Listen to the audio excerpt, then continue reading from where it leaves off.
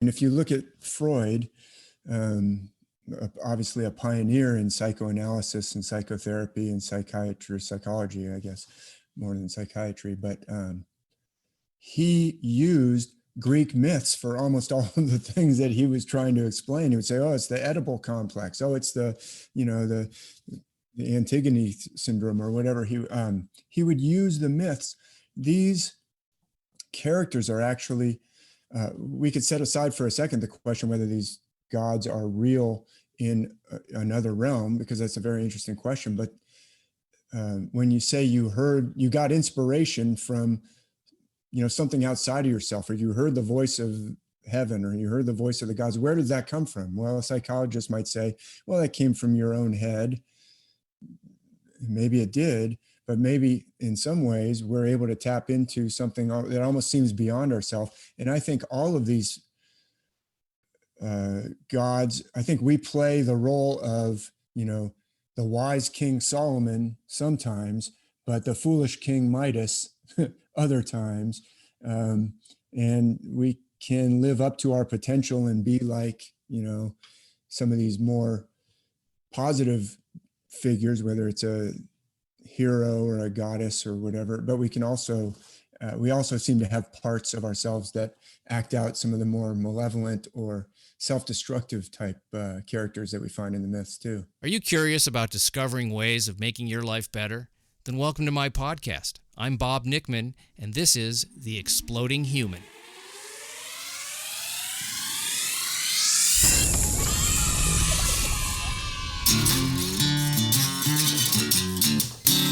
Listen in while I talk with all kinds of people in the fields of personal growth, health and healing, alternative therapies, psychology, spirituality, environment, and the future. I'm looking for those answers that make life better for everyone. You'll meet cutting-edge practitioners, doctors, artists, filmmakers, business people, and those who have overcome challenges. The brave, the curious, anyone who's out there helping us humans to explore, expand, and explode. Hey, welcome to The Exploding Human. My name is Bob Nickman, and today's guest is David Mathisen, and we're going to be talking about mythology and the stars.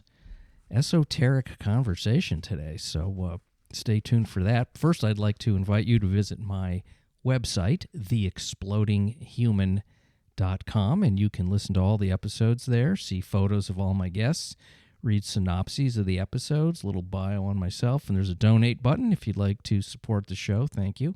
I'd also like to invite you to subscribe for free to my YouTube channel, The Exploding Human with Bob Nickman. Add with Bob Nickman to find that YouTube channel. You can listen to all the episodes there and maybe even play around on your computer while you're listening to a great episode. It's a possibility. Check that out. As I was saying, today's guest is David Mathisen. David has spent many, many years studying mythology and its relationship to the constellations and the stars. All across the world, there's these uncanny similarities between how constellations are interpreted and the mythology around them. This holds true of the Bible and of many religions and cultures. And his study has brought these things together into this very, I'm going to call it an esoteric pursuit, because it really is about, from my perspective, getting a message, a universal truth from the stars. I found our talk very gratifying because it was something that I knew nothing about. And David's passion for this topic is absolutely fascinating. He showed me some artwork, which obviously you won't see audio-wise, but it is described a little bit in the talk. And we're also going to talk a little bit about his books. And open your mind to this one. This is a really interesting topic that I had no idea was even out there. So here we go. This is David Mathisen. Tell us a little bit about what you do, because people are probably wondering, what are you doing, Bob? Who is this guy? Yeah, well, thanks again for having me on. I appreciate the opportunity to talk with you, and I'm always interested to see what direction things will go and what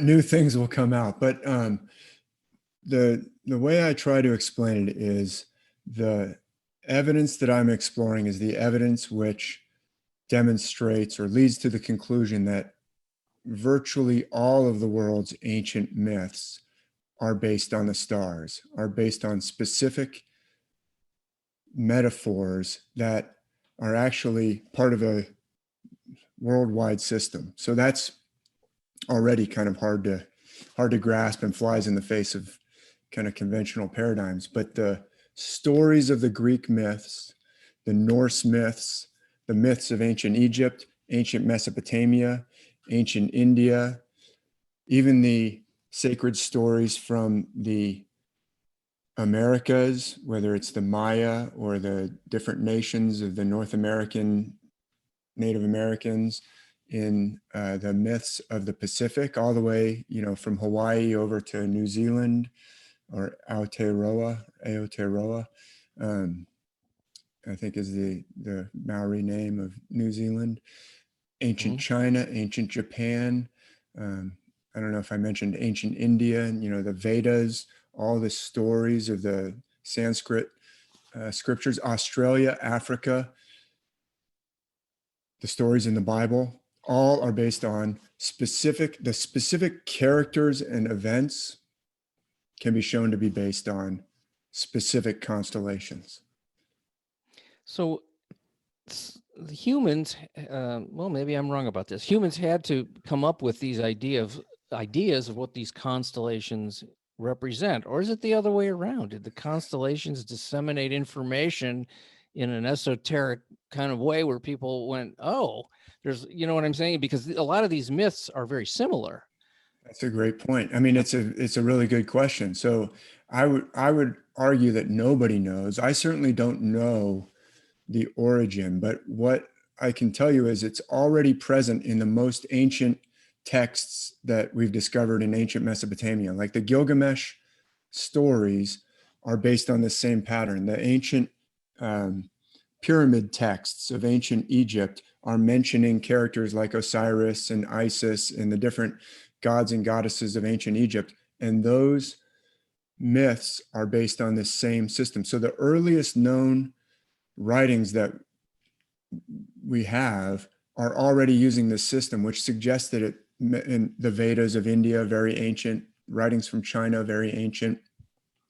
So it suggests that it may have come from something even more ancient than that. But you also bring up a really good point that there are these similarities, like we find characters like Zeus, or Jove, as he's called in the Latins, called him Jove or Jupiter. He has a certain set of characteristics. He's jolly. Our word jovial, relates to the name of Jove. He likes a feast. He likes, he's a benevolent kind of, but very powerful figure, and he has a short temper, so he can have a wrath and throw down thunderbolts.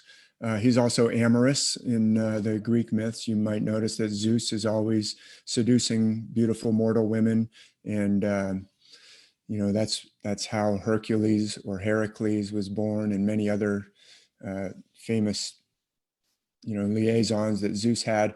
So that pattern of wrathful but jovial is found in, for instance, in the Norse myths. There's a god who's also a thunder god, who has a thunderbolt weapon, a hammer, and he loves a good feast, and he loves to have a huge party and drink enormous amounts of ale, but he can fly into a rage at a moment's notice. Very similar characteristics. And in fact, we find that characteristic repeating itself around the world. We find thunder gods or rain gods who have a powerful weapon. Indra in the myths of ancient India has a thunderbolt weapon called the Vajra. And so it's a great question of where it came from, but the fact that it's worldwide is baffling in a way. You know what it sounds like to me when I hear those characters? It sounds like male wish fulfillment. Like, that's the guy I want to be. And so maybe it's coming from that sort of male energy of, men sort of ruled stuff way back then. It seems like, at least that's what I've heard. over the years. It's been a male-dominated planet. Hopefully, that'll be changing even more so. But the idea of this powerful god-like creature, or a powerful god-like God, Yeah. really, it's not a creature; it's a god that embodies the desires of a man, an earthly man, makes a lot of sense to me. Like that we would want that. It's like that's something to strive for as we walk around with these, on the earth plane, going, I can't get any chicks. What's going on? Well, that's an interesting take, Bob. It's my own feeling that there's a yearning to be part of something bigger than us, or maybe even to return to that from whence we came. I'll put it that way, and to create mythology around that is an important piece of organizing what seems to be a little chaotic and not graspable, if that's even a word, by humans. And so there's a really big attraction to that, of making sense of something that really can't be made complete sense of on the plane that we operate on. That's a perfect, I think not graspable is a great adjective that you just made. Oh, okay. Well, let's put that in the Yeah. dictionary. I need credit for something before I get out of here. I think that's a great way of putting it, because I know you've studied some Buddhism, or I've heard that on some of the interviews that I've listened to. And you just mentioned that you do a lot of meditation, and there's the kind of the concept of a koan, or maybe I'm not even pronouncing that right, but grasping something beyond kind of the logical part of our brain. And I like to use the metaphor of the Karate Kid with Mr. Miyagi, how he taught Daniel-san in an esoteric manner. He taught him something, and then he said, do you know what you just learned? And Daniel said, yeah, I learned how to wax all your cars, and when am I going to get to learn karate? And then he shows him, you actually know it. Before you understood it, you know it. And that's what happens with a story, like in a myth. You can be told a myth, and then you can be told the esoteric. It's esoteric. We often think of it as hidden, but actually there was an esoterist named Schwaller de Lubitsch, Alsatian. Schwaller was his name. Schwaller de Lubitsch. He was from, I guess, Alsatia. And he said, esoteric, it's not hiding it in order to hide it from you. It's hiding it in order to get to those, what you said, like non-graspable.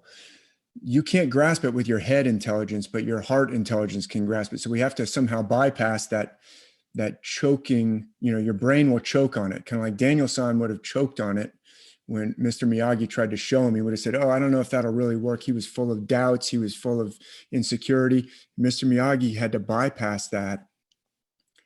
And then Daniel could grasp it in a totally different way, to grasp this concept that he was unfamiliar with, but by showing him something where he learned it in a esoteric way, where you learn something and then you learn what it really means. It's all music, in a sense. I always like to use music analogies because yes, you can write down notes and you can write down all that technical stuff, but there is an element to music when you listen to it that cannot be written down.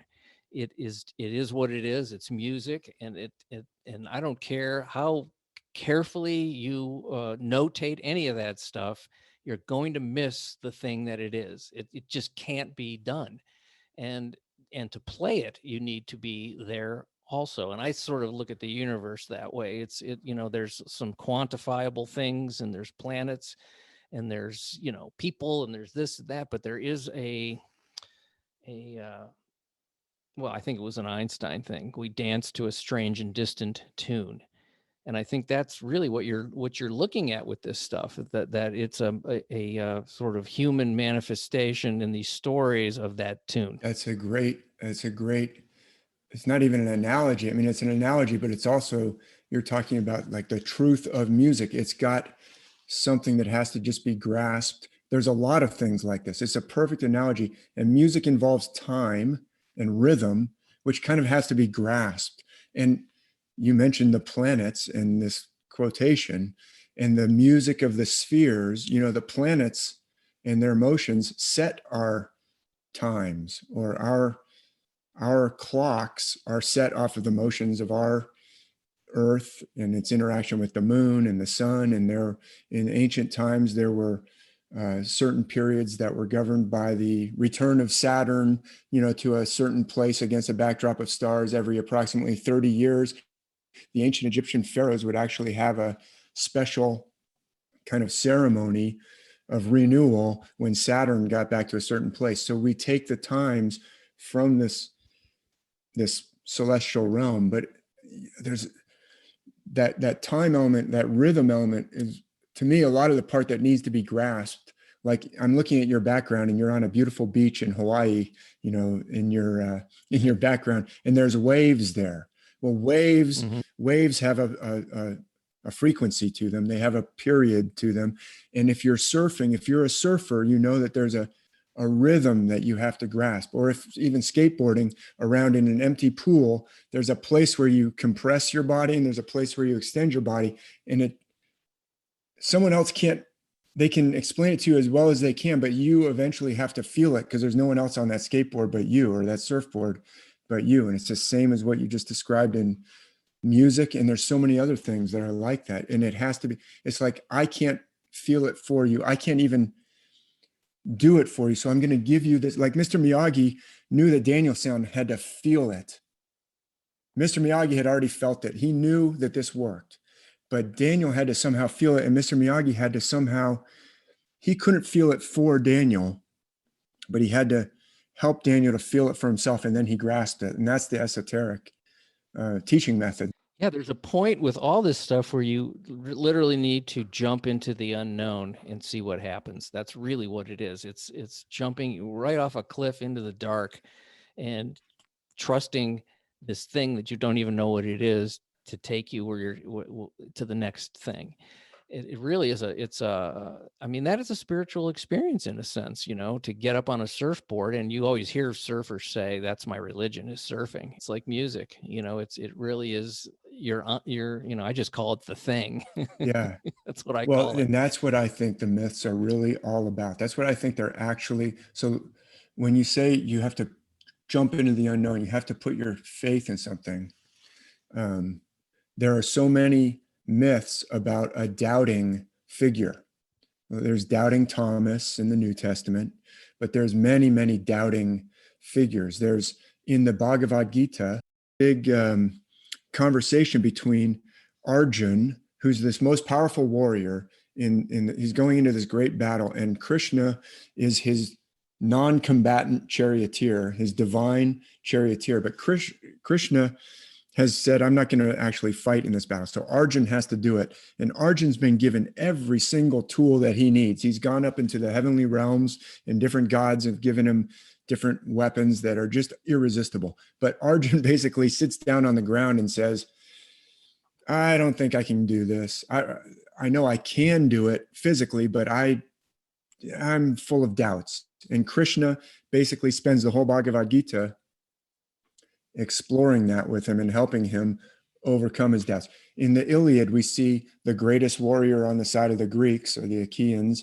is Achilles. And what's he doing? He's gone to his tent and he's just pouting. He doesn't want to help. And the Greeks just keep getting destroyed as long as Achilles is pouting in his tent. This is a pattern that we find in the myths around the world. And it's this, I have kind of wrestled with, what, if these are all built based on the stars, what does that mean for us?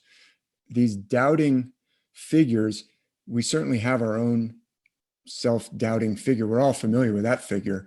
But to overcome that is to get in touch with that higher self, the Krishna figure, or in Thomas's case, the Jesus figure, I believe, is not an external person or God man. It's your higher self. It's an illustration of overcoming that doubt and connecting with your own self that you already have, but that you suppress, and that suppressing holds you back, because your doubts basically don't help you live. They keep you from living up to your full potential. But when you're in that moment of like you said, the surfer who says, this is my religion, because he's in touch with himself at that point, or she, or when you got to get to that point where you're kind of the Daniel song part, the doubting Daniel song gets out of the way, and suddenly you're in touch with, whoa, I didn't even know I could do that. Yeah, that's one of the best feelings in life. I didn't know I could do Mm-hmm. that. And I totally think the myths are illustrating that over and over. At least that's one purpose of the myths. We could argue, or people could argue with me and say, well, don't reduce it to that. Well, I would say, first of all, it's not reducing it, because that's a pretty big thing. It may be one of the biggest things to, achieving what we're given all these gifts, but we self-sabotage ourselves in so many different ways.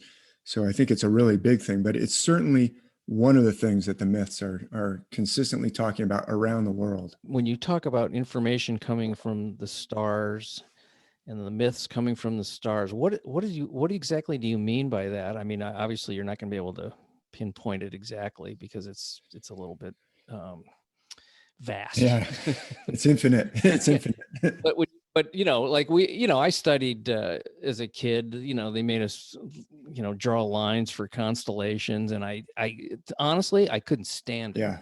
I'm like, this is so arbitrary and did not feel honest to me. Yeah.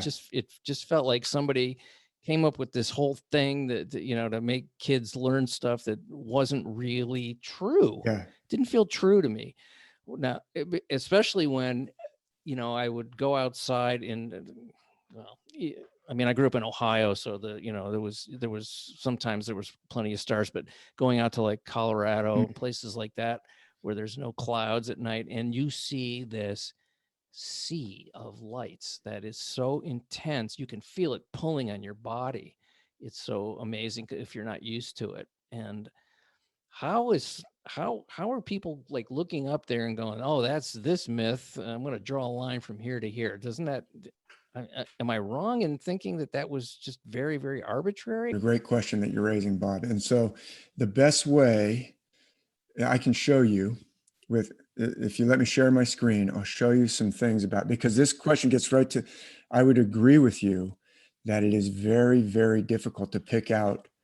And the lines can be drawn in many, many different ways.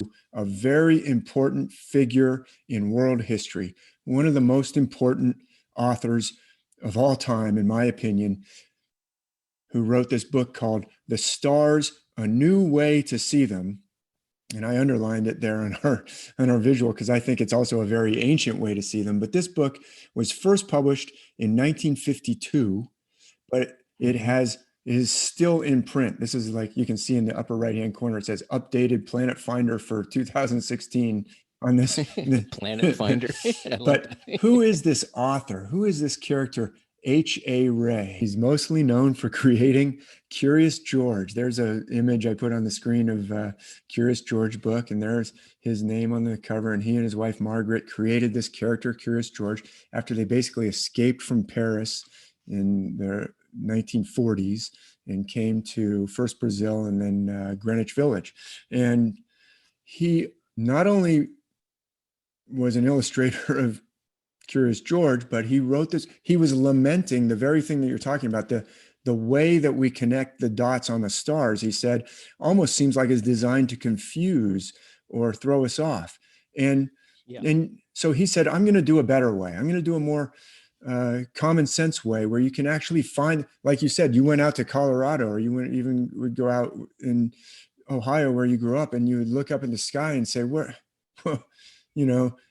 those lines that I was drawing in class, at least you got some instruction. Unfortunately, maybe it was designed to mislead because they were using the conventional outlines. I'm going to bring in some conventional outlines. Look at these things. And H.A. Rey says in his book, it's almost as if they're designed to throw us off. They're certainly useless for finding them in the sky because you can't even remember those outlines. You can, not only can you not remember them, it's like, how do you know which exactly stars are the connecting stars and which aren't? Completely arbitrary.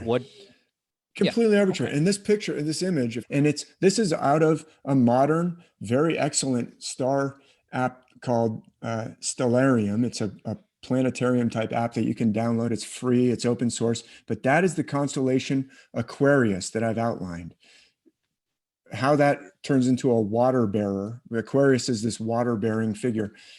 H.A. Ray said, I don't know. It's like a geometric figure. Here's another one right next to it called the constellation Cetus. Cetus is the whale. You may have heard of cetaceans. If you read, Moby Dick, sometimes you'll call whales whales. Sometimes you'll call them leviathans. Sometimes you'll call them cetaceans, C-E-T, which this is the Latin word for a whale, cetus, the whale. But that thing doesn't look like a whale. It looks almost like No, it looks like an embryo. an embryo with a duck's head on the now.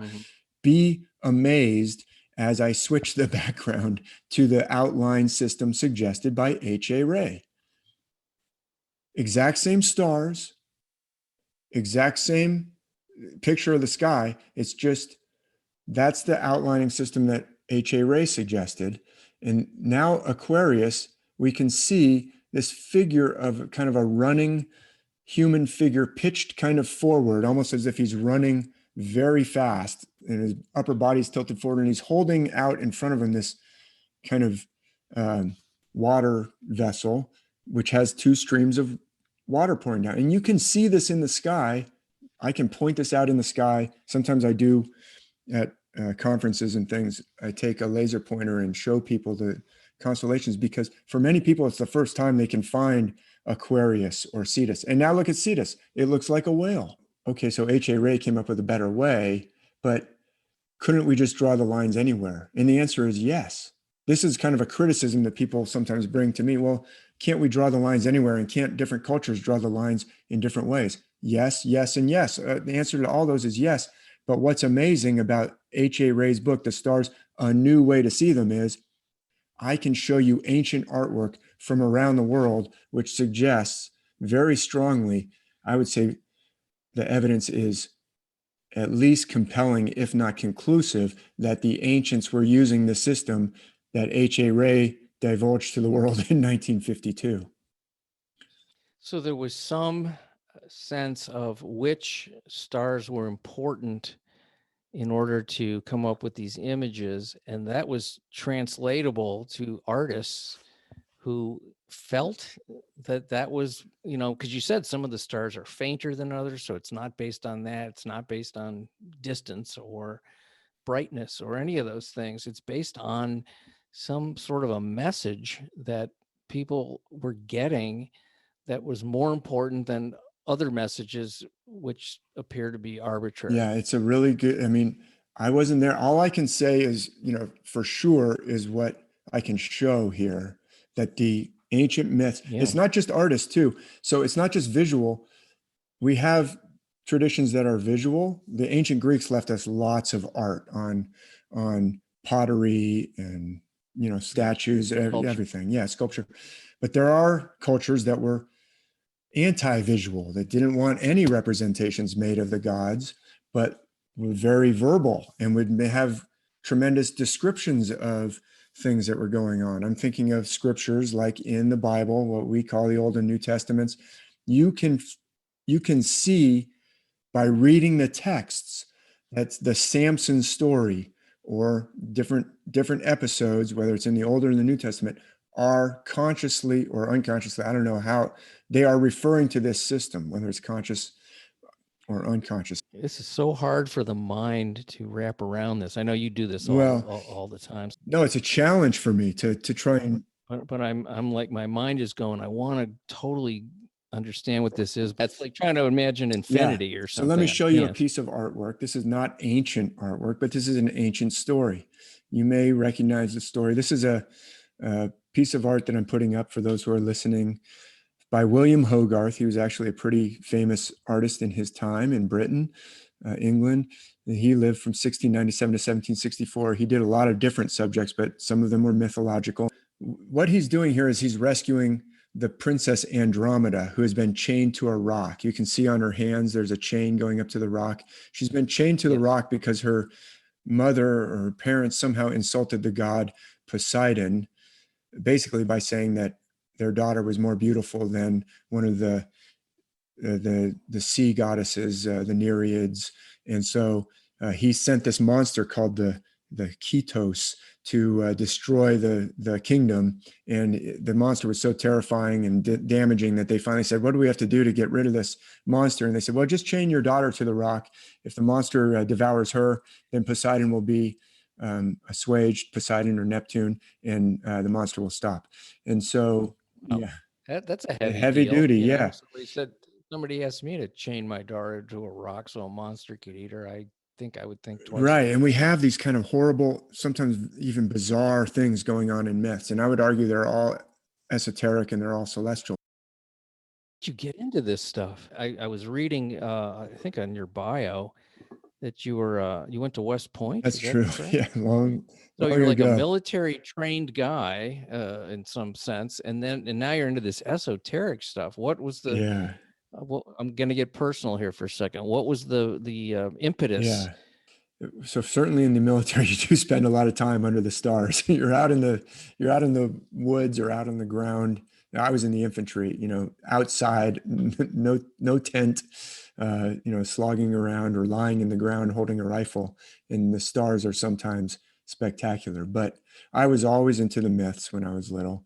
I was always into the stars. Actually, my dad took me out to see the stars. And the books that we used were the ones by H.A. Rey. I wasn't particularly religious. I wasn't brought up in a particularly religious, we would go to church sometimes.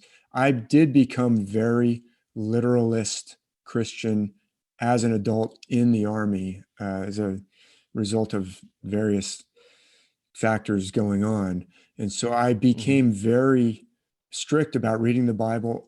Like on Sundays, I would not read anything but either the Bible or commentaries on the Bible. Even when I was getting my master's degree and I had lots of other things to do, I wouldn't read, the books that I was supposed to be reading for school on a Sunday. So I did become very familiar with the Bible. And later, so there are other people who have put forth this thesis. In fact, it goes all the way back to Plato, I think, was even hinting at it in some of his dialogues.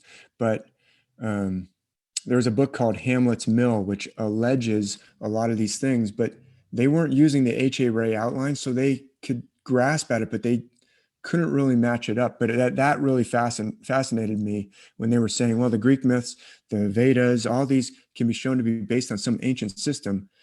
When they talked about the Bible being based on it, I got very uncomfortable. I said, no, I can't possibly be right. Samson was a really strong guy, literal. Don't tell me that it was celestial metaphor. But the more I kind of became almost obsessed with it. There's other researchers who are saying things like, look at the architecture of ancient Egypt, and yet we find the same kind of ratios in pyramids in the Americas. And conventional history would say, well, there's no way they're connected because we know there's no connection between the Egyptians and the pyramids in the Americas. Or the pyramids, by the way, there's pyramids in China. But there's archaeological evidence that points to some ancient culture that predates Egypt.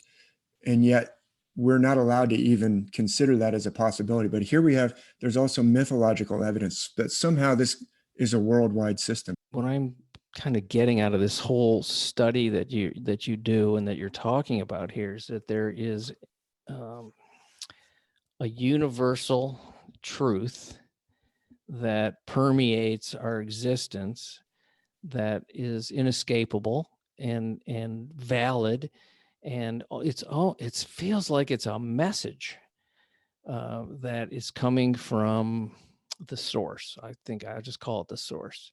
That's what it feels like. And I've read about, I used to read a lot of this P.D. Ouspensky and Gurdjieff kind of materials back when I was in my 20s. Kind of overwhelmed me a little bit, but Gurdjieff would talk about artwork that was basically a message of truth that transcended any time period, that if you could see it in the way you're talking about seeing these constellations, that you would get this message that the artist intended that came from the universe. That's a really powerful observation. And it's amazing because I was just talking about, other researchers who have looked at these archaeological evidence. And one of them, the late, great John Anthony West, he just passed away in early 2018, but I had an opportunity to meet him and talk with him, kind of, some long conversations. And he was the kind of the impetus for the examination of the Great Sphinx and its antiquity. He was saying, look, the Sphinx looks like it's much, much older based on the weathering than even the ancient Egyptian civilization. But the reason I bring him up from what you said, we were just talking about the archaeological evidence, but then you just brought up Gurdjieff. And he, in my personal conversations with John Anthony West, would say basically that was his lifelong study was what Gurdjieff was trying to impart. That was his guiding light as well.